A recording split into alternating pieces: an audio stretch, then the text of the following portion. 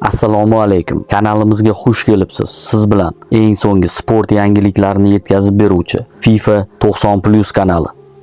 2026-yilning 6-24 yanvar kunlari Saudiya Arabistonida U23 Osiyo Kubogi bo'lib o'tadi. Navbatdagi U23 Osiyo Kubogi 2026-yilning ilk xalqaro musobaqasi bo'ladi. Ushbu musobaqada O'zbekiston U23 terma jamoasi ham ishtirok etadi. Bu hisob bo'yicha 7-Osiyo chempionati bo'lib, bungacha 6 marta turnir tashkil qilingan. OFK rejasiga binoan ushbu musobaqa har 2 yilda bir marta o'tkaziladi. 2013-yil Ummon mezbonligida o'tgan musobaqada Iroq chempionlikni qo'lga kiritgan. 2016-yil Qatar mezbonligida o'tgan musobaqada Yaponiya, 2018-yil Xitoy mezbonligida o'tgan musobaqada O'zbekiston, 2020-yil Tailand mezbonligida o'tgan musobaqada Janubiy Koreya, 2022-yil O'zbekiston mezbonligida o'tgan musobaqada Saudiya Arabistoni, 2024-yil Qatar mezbonligida o'tgan musobaqada esa Yaponiya chempionlikni qo'lga kiritgan. 2026-yilga Saudiya Arabistonida bo'lib o'tadigan chempionat g'olibini esa yanvar oyidagi musobaqadan so'ng bilib olamiz.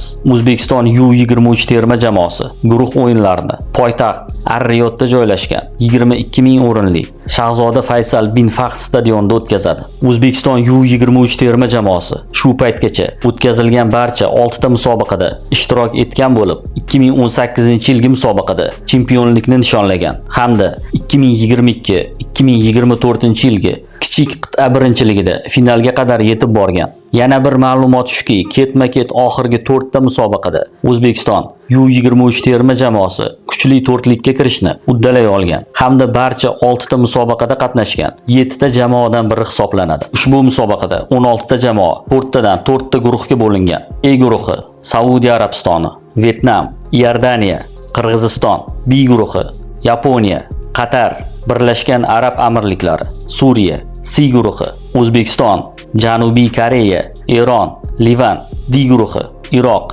Avstraliya, Tailand, Xitoy. O'zbekiston U23 terma jamoasi C guruhidan joy olgan bo'lib, kuchli raqiblariga qarshi bahs olib boradi. Ayniqsa Eron va Janubiy Koreya bilan bo'ladigan uchrashuvlar ancha qiziq kechishi aniq. Taqvim quyidagicha ko'rinish olgan. 7-yanvar O'zbekiston Livan, 10-yanvar Eron O'zbekiston, 13-yanvar O'zbekiston Janubiy Koreya. Musobaqa formatiga ko'ra har bir guruhdan 2 tadan jamoa keyingi bosqichga yo'l oladi. C guruhi jamoalari chorak finalni 17-yanvar kuni D guruhi vakillariga qarshi o'tkazadi. Ma'lumki D guruhidan Iroq, Avstraliya, Tailand va Xitoy o'rin olgan. O'zbekiston terma jamoasi ushbu Osiyo chempionatiga yaxshi tarkib bilan yo'l olmoqda. Bosh murabbiy Ravshan Haydarov Osiyo turnirlarida nihoyatda omadli hisoblanadi. Bu safar ham omad biz tomonda bo'ladi degan niyatdamiz.